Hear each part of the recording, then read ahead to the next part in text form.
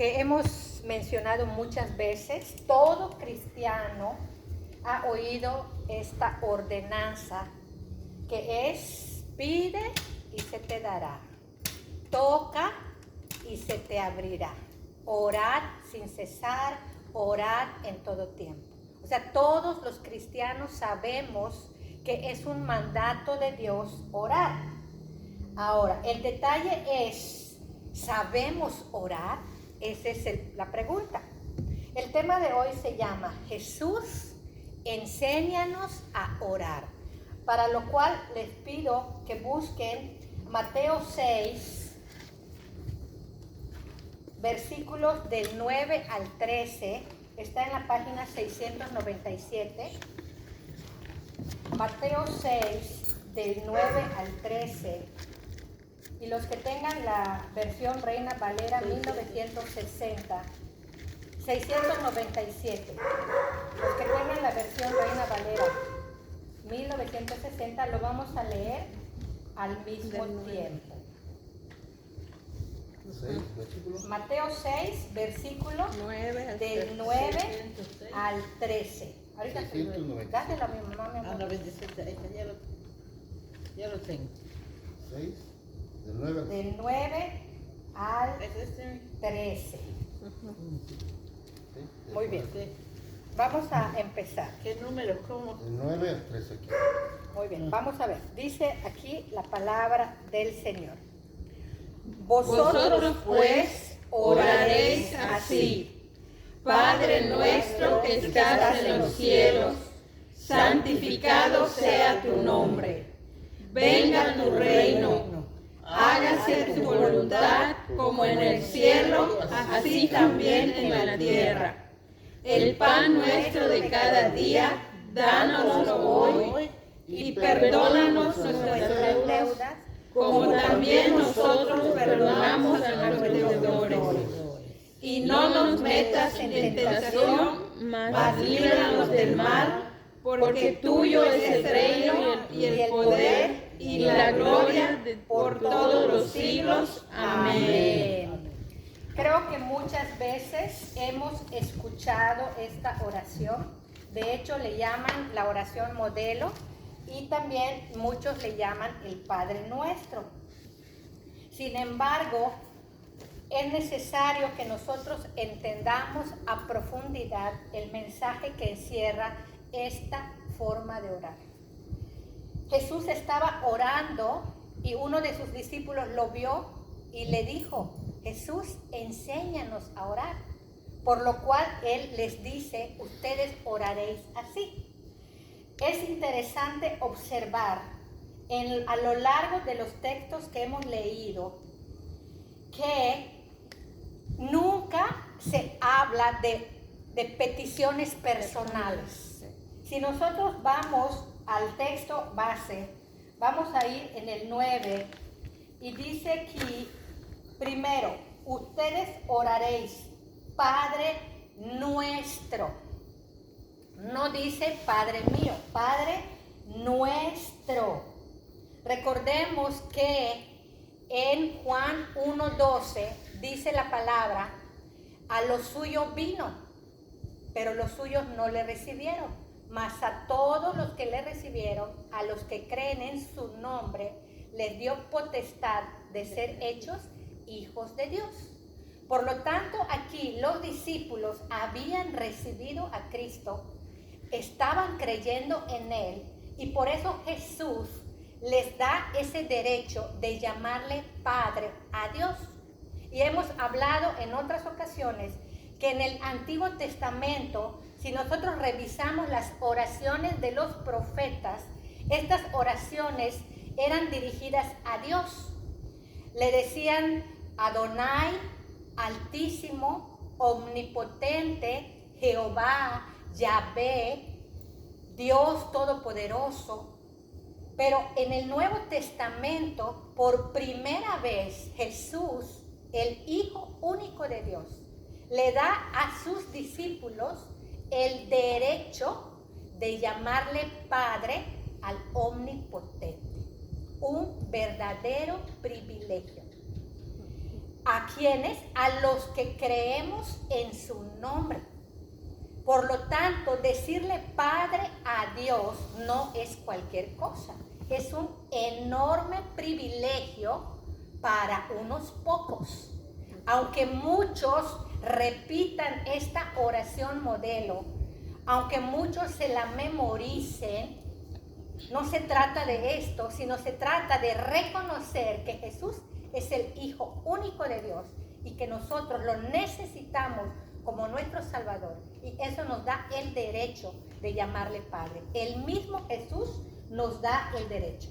Y que a partir de este momento sus discípulos podían llamarle Padre. Pero en plural decía Padre nuestro. Luego pasamos al versículo 11 y dice: el pan nuestro de cada día, dánoslo hoy. Otra vez en plural, pidiendo no solamente por una necesidad personal, sino por una necesidad de muchos. En el versículo 12, y perdónanos nuestras deudas. Otra vez aparece el plural, perdónanos nuestras deudas. El 13, y no nos metas en tentación, pidiendo por los otros. En el mismo versículo 13, más líbranos del mal. Vemos entonces aquí en estas peticiones 5 peticiones en plural, 5 peticiones no egoístas, 5 peticiones para los hermanos, para la gente, porque esta oración es una oración que Jesús le enseña a sus discípulos. Por eso podemos llamarle Padre. Mas sin embargo, estamos pidiendo no solamente para nosotros, sino estamos pidiendo para muchos, para nuestros hermanos, para aún el hombre. Ahorita vamos a ver algunos versículos para ampliar más esta oración modelo. Creo que todos sabemos que hay 2 mandamientos que son los mayores y que no hay otro mandamiento mayor que estos 2. ¿Recuerdas tú, Lluvia, cuáles son? Me acuerdo uno de honrarás a tu padre y a tu madre. Y había otro. Karina. El primero es: amarás al Señor tu Dios con toda tu mente, con toda tu alma y con todo tu corazón.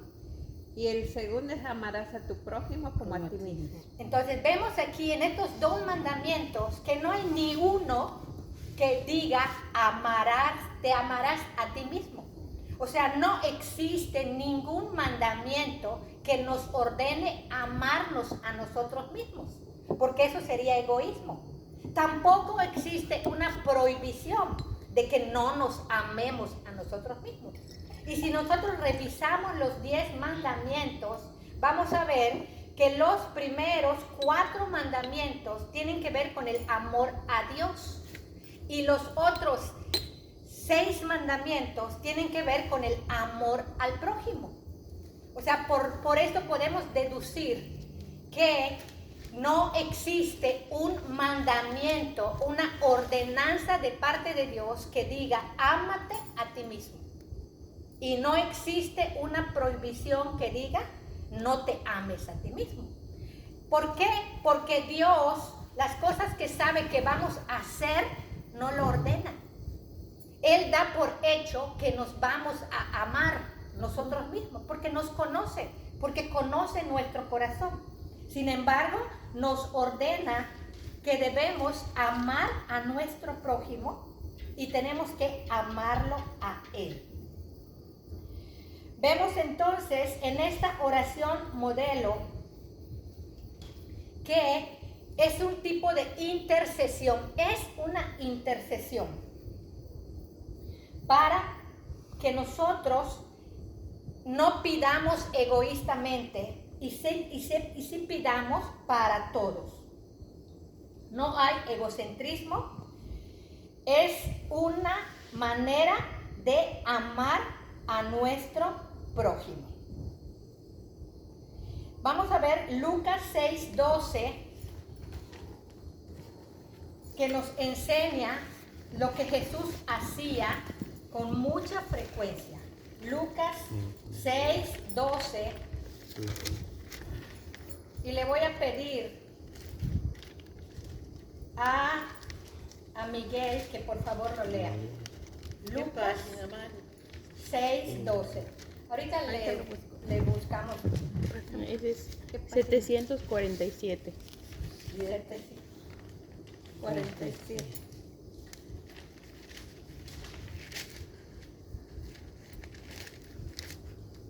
Arriba dice la página. ¿Ya? Lucas 6:12. Adelante, hermano Miguel. Lucas 6:12. En aquellos días, él fue al monte a orar y pasó la noche orando a Dios. Amén. Vemos aquí que Jesús enseñó a sus discípulos a orar. Les dijo, ustedes oren así. Pero Él no solamente enseñó con la palabra, sino que enseñaba con el ejemplo. Y aquí vemos que pasó toda la noche orando.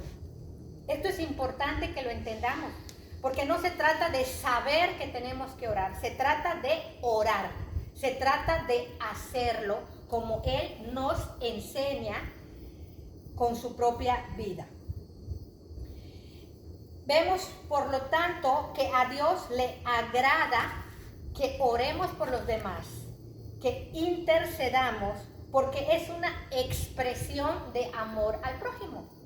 Vamos a ver en el Antiguo Testamento, Job 42, versículo del 8 al 10. Invito a Karina, Job 42, del 8 al 10. Si gustas pasar aquí, Karina, Job 42. Ya. Vas a leer del 8 al 10.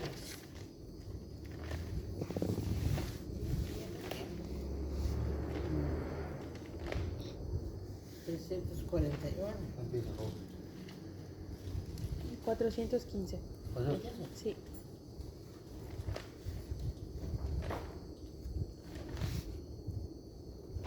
Allá. Ok. 42 del 8 al 10.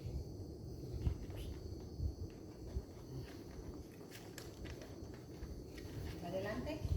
Ahora pues, tomaos 7 becerros y 7 carneros, e id a mi siervo Job, y ofreced holocausto por vosotros. Y mi siervo Job orará por vosotros, porque de cierto a él atenderé para no trataros afrentosamente, por cuanto no habéis hablado de mí con rectitud, como mi siervo Job. Fueron pues Elifaz temanita, Bildad suita y Sofar naamita, e hicieron como Jehová les dijo, y Jehová aceptó la oración de Job. Amén. Amén. En vemos este ejemplo de intercesión que Dios mismo le propuso a Job, y le propuso también a los amigos de Job que habían hablado incorrectamente de Dios. Y Dios se agradó de la oración de Job, porque dice en el 8, ahora pues, dice, tomaos 7 becerros y 7 carneros, e id a mi siervo Job, y ofreced holocausto por vosotros, y mi siervo Job orará por vosotros. Vemos que Dios mismo propone a Job orar, y Dios aceptó la oración de Job. Los apóstoles entendieron la importancia de interceder. Vamos a ver Romanos 1:9. Romanos 1:9. Y le voy a pedir al hermano Luis, Romanos 1:9.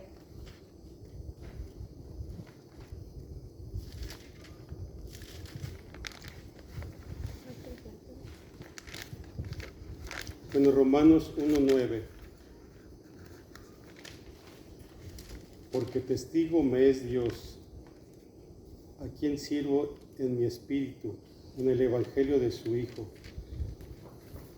de que sin cesar hago mención de vosotros siempre en mis oraciones. Vemos que Pablo había entendido la ordenanza de orar por los hermanos. Vamos a ver Santiago 5:16. Patricio, Santiago 5:16. ¿Puedes pasar aquí adelante, Patricio? Aquí está ahí. Santiago 5:16. Y este es el-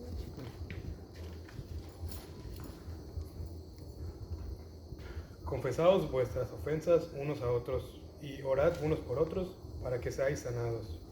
La oración eficaz, el justo puede mucho. Dice, orad unos por otros. Vemos que el apóstol Santiago también había entendido la ordenanza de orar unos por otros. Hay muchos otros textos. Hay un texto en Hechos 16:25 en el cual Pablo y Silas fueron encarcelados. Y estando en prisión, ellos empezaron a orar, a alabar a Dios, cantar himnos, y los reos escuchaban. Aún en ese momento de tribulación, él estaba orando, estaba alabando a Dios. ¿Quién se merece la oración? ¿Algún humano merece que oremos por él? No. Sin embargo, es una ordenanza. ¿Por quién orar? Esto es importante. ¿Por quién orar? Para poder entender esto, ¿por quién orar? Tenemos que fijarnos en Jesucristo, porque Él es nuestro maestro de oración. En Isaías 53:12, Isaías 53:12, los que tengan la Reina Valera, está en la página 546. 546, Isaías 53, versículo 12.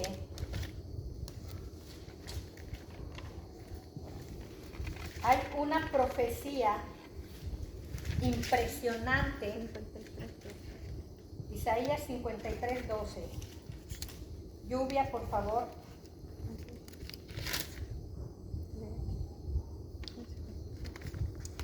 Por tanto, yo le daré parte con los grandes, y con los fuertes repartirá despojos, por cuanto derramó su vida hasta la muerte, y fue contado con los pecadores, habiendo él llevado el pecado de muchos, y orado por los transgresores. Vemos aquí algo impactante e impresionante.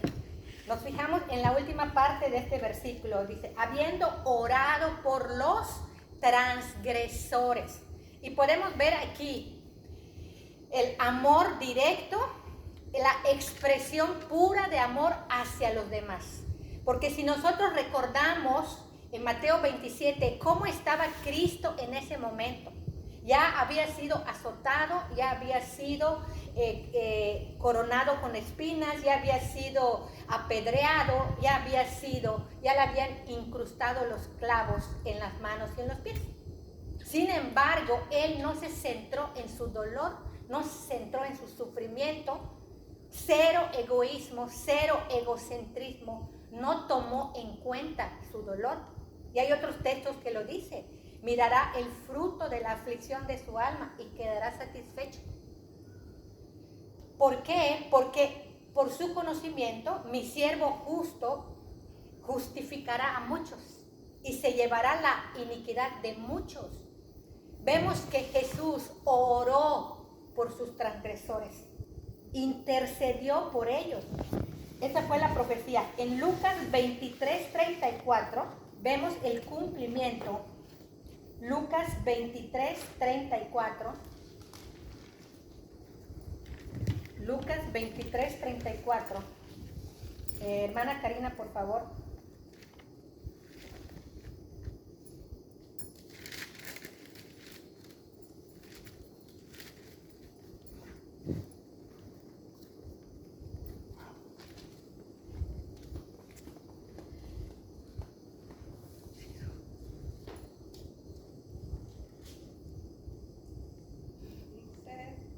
Y Jesús decía: Padre, perdónalos porque no saben lo que hacen.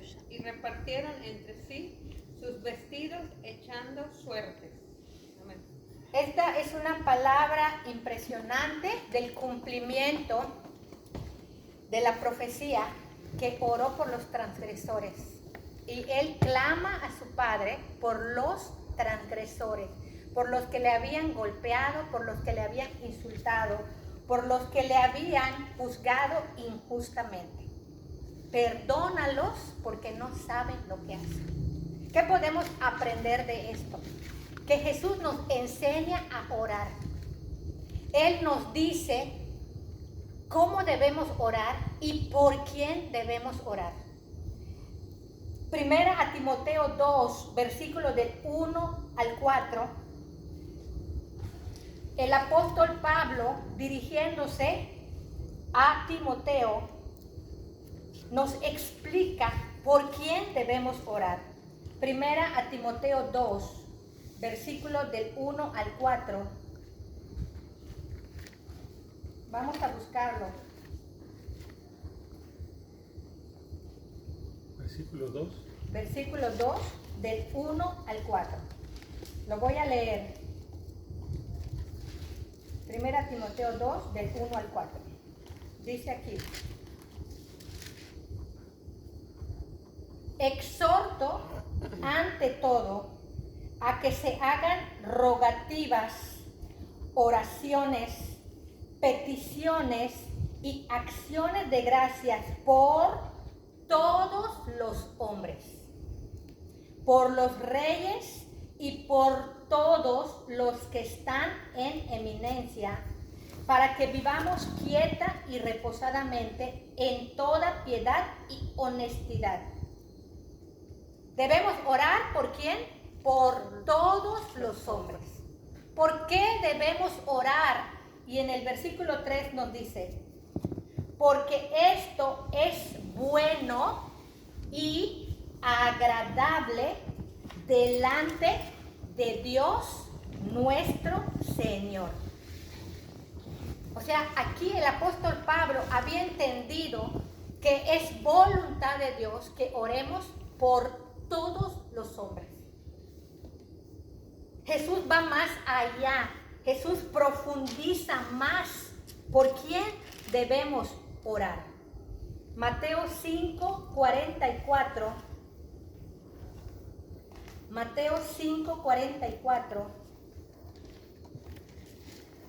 nos desafía el maestro de oración y nos indica por quién más debemos orar. Mateo 5:44. Claramente no hay duda en esta ordenanza que dice aquí, desde el 43. Oísteis que fue dicho, amarás a tu prójimo y aborrecerás a tu enemigo.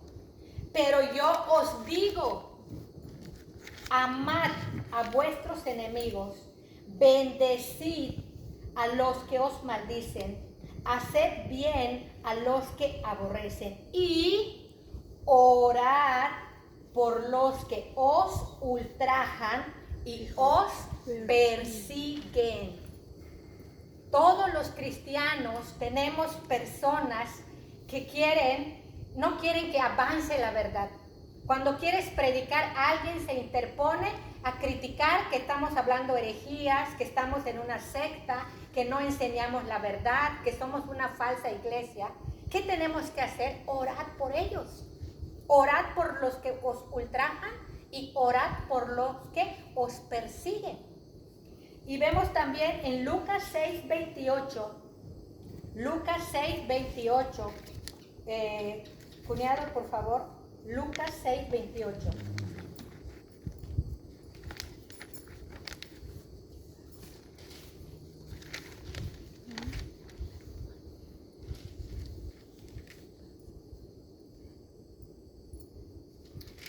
Lucas 6:28 dice, bendecid a los que os maldicen y orad por los que os calumnian. Otra instrucción sin lugar a dudas, que Dios quiere que oremos por los que nos calumnian.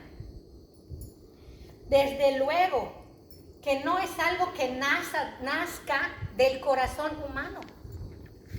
O sea, no se trata de que es que quiero orar por no, sino que es una ordenanza y que nosotros debemos hacerlo porque Dios nos lo está pidiendo. Porque Jesús nos está enseñando a orar aún por nuestros enemigos, por los que nos persiguen, por los que nos ultrajan, por los que nos calumnian. A este grado es algo que no nos van a hacer, pero que nosotros debemos obedecer. Y me encanta la palabra en Romanos 15:30, que el apóstol Pablo dice, Romanos 15:30,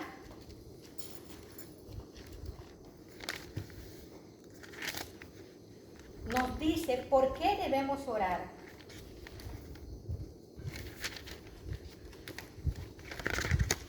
Romanos 15:30, ¿ya lo tiene?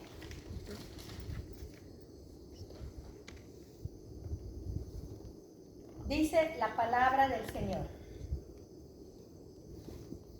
Pero os ruego, hermanos, por nuestro Señor Jesucristo y por el amor del Espíritu, que me ayudéis orando por mí a Dios.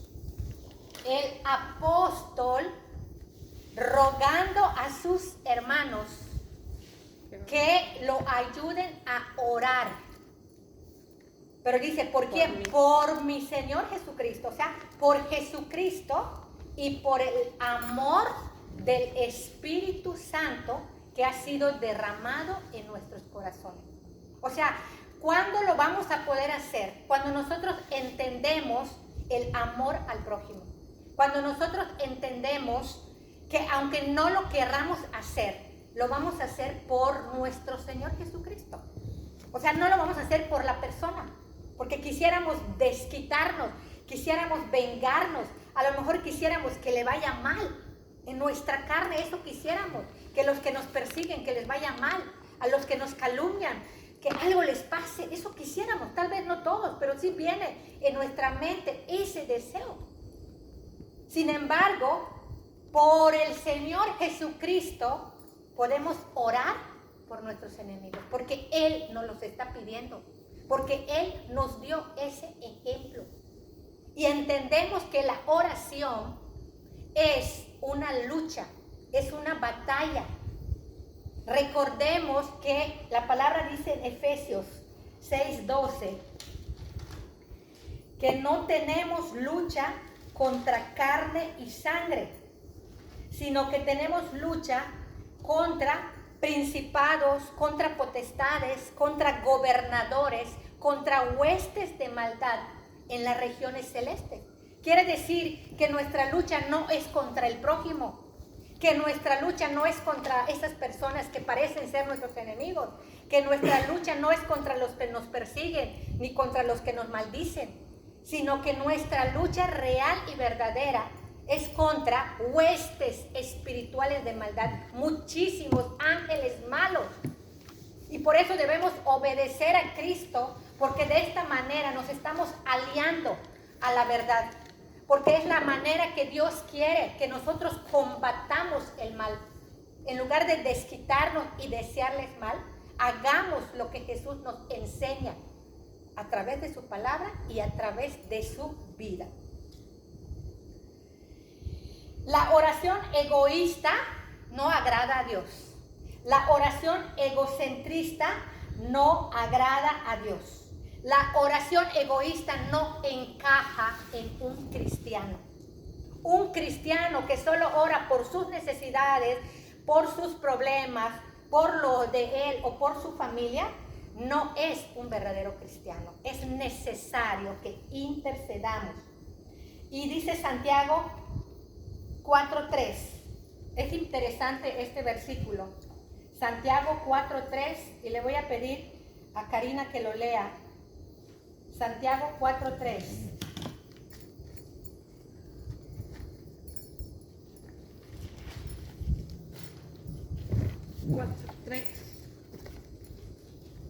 Dice: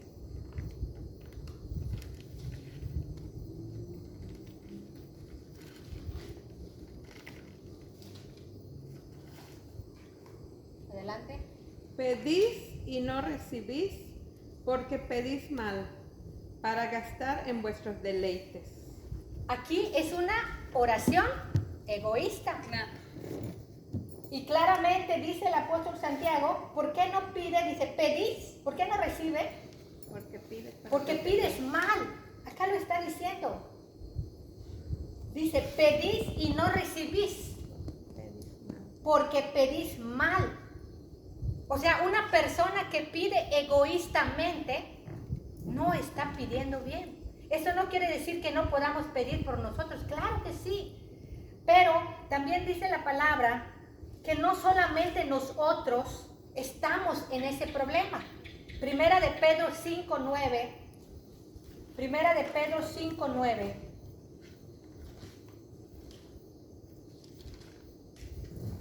Dice claramente. Lo voy a leer. Dice acá. Primera carta del apóstol Pedro 5. Dice acá. A ver. Al cual, voy a leer desde el 8. Sed sobrios y velad, porque vuestro adversario, el diablo, como león rugiente, anda alrededor buscando a quien devorar. Al cual resistid firmes en la fe, sabiendo que los mismos padecimientos se van cumpliendo en vuestros hermanos en todo el mundo. Si yo tengo una gran necesidad por alguna enfermedad, seguramente otro hermano mío en parte del mundo está también enfermo. Entonces debo decirle, Señor, sánanos a todos los enfermos. Algunos están en aflicción, en persecución, en tribulación, en hambre, en desnudez. Y si yo estoy pasando por esto es porque Dios quiere que yo entienda lo que se siente cuando hay una verdadera necesidad. Para que yo sea compasivo, para que yo pueda entender el dolor y el sufrimiento ajeno. No solamente a mí me está pasando. Entonces, orar es un privilegio de unos cuantos, hermanos. ¿Por qué? Porque esta encomienda Jesús se la da a sus discípulos. ¿Crees que oren los incrédulos? ¿Crees que oren los ateos? ¿Crees que oren los mundanos? ¿Crees que oren los pecadores, o sea, los que aman el pecado? Orar es una forma de amar a Dios y es una forma de amar al prójimo. Nadie va a hacer lo que a nosotros nos corresponde. Tenemos este gran privilegio de hablar con nuestro Hacedor, de entablar una relación íntima con nuestro Formador. Es una oportunidad muy grande de presentarnos delante del Omnipotente y suplicarle por las personas que amamos o por las personas que, aunque no sean nuestros familiares, necesitan. Porque la necesidad primaria de toda persona es la salvación. Y como dice el apóstol Pablo, que roguemos por todos los hombres, porque Dios no quiere que ningún hombre se pierda. Quiere que todos procedan al arrepentimiento. Por esto debemos interceder por todos los hombres, por los hermanos. Me impresiona mucho, con este texto terminamos, queridos hermanos. Lucas 16, versículos del 24 al 31, que lo hemos oído muchas veces, la historia del rico y de Lázaro. Conocemos esta historia, que murieron ambos. Lázaro fue llevado al seno de Abraham y el rico fue llevado al lugar de tormento. Y el rico le dice: Padre Abraham, envía a Lázaro, por favor, para que moje su dedo y me lo traiga, porque estoy en este tormento en llamas. Y le dice a Abraham: no se puede, porque hay una gran cima entre vosotros, entre el seno de Abraham y el lugar de tormento. Entonces, ¿qué contesta el rico en Lucas 16? A mí la verdad me enchina la piel este versículo. De verdad que me enchina mucho la piel. Si nosotros no entendemos el mensaje de hoy, tal vez lo podamos lamentar. Si alguno de nuestros familiares se pierde porque nosotros no oramos por él. No por eso se pierde, no es por decisión. Sabemos que uno comete pecado por decisión, pero es nuestro deber orar por ellos. Vamos a ver el versículo que me enchina la piel, Lucas 16.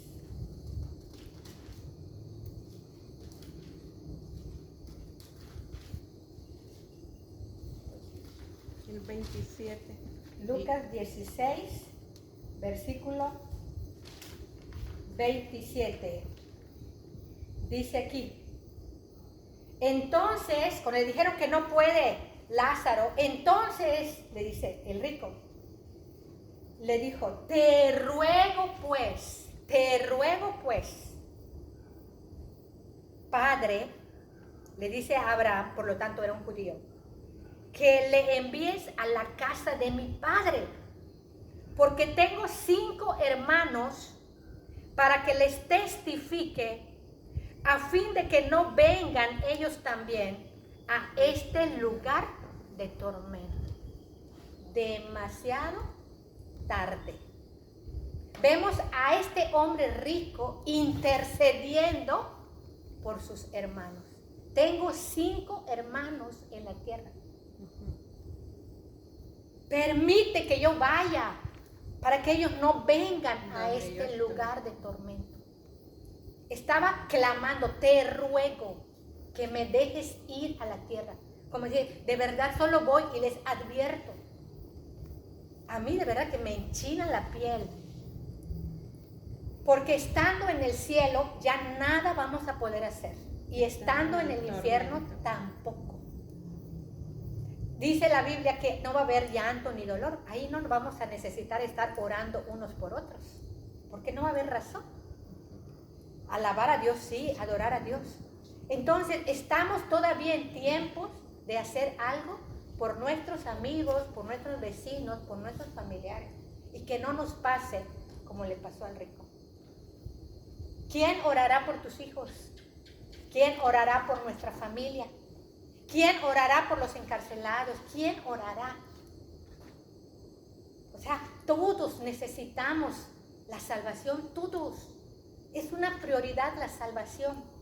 Y si nosotros estamos entendiendo este mensaje, nuestro maestro de oración nos enseña que tenemos que interceder por los perdidos, por los confundidos, por los enemigos.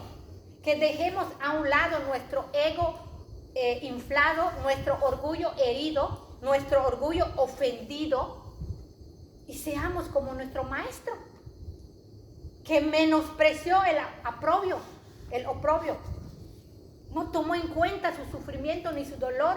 En medio de ese dolor estaba orando por sus transgresores, porque Él ha muerto por todos y Él no quiere que alguno llegue al tormento eterno. Entonces, tal vez hemos orado mucho tiempo por nuestros familiares y parece que no pasa nada. Nosotros cumplamos este mandato, cumplamos esta ordenanza y esperemos. Pidamos paciencia. Recordemos siempre a la mujer cananea, cuando clamó por su hija y la ignoraron. Luego volvió a clamar y Jesús le respondió: no he venido sino por las ovejas perdidas de Israel. ¿Y qué hizo ella?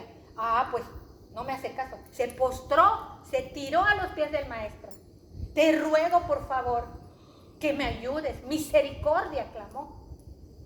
Y luego le dice Jesús: no está bien darle el pan de los perrillos a los hijos. El pan de los hijos a los perrillos, perdón. Y ella contesta: sí, Señor, pero aún los perrillos comen de las migajas que caen de la mesa de sus amos. La mujer se aferró a Cristo. Y que eso nos abra el entendimiento, que hay cosas que nosotros no podemos hacer. No podemos convencer a nuestros hijos, no podemos cambiar la mente de nadie. No la podemos cambiar. ¿Lo puede hacer Dios? ¿Puede cambiar la mente? Entonces, sabiendo que el único que puede hacerlo es Él, tengamos paciencia, esperemos en el Señor, pero nosotros hagamos lo que nos corresponde, hagamos nuestra parte y dejemos los resultados a Dios. Vamos a poner por obra lo que estamos viendo ahorita y vamos a orar.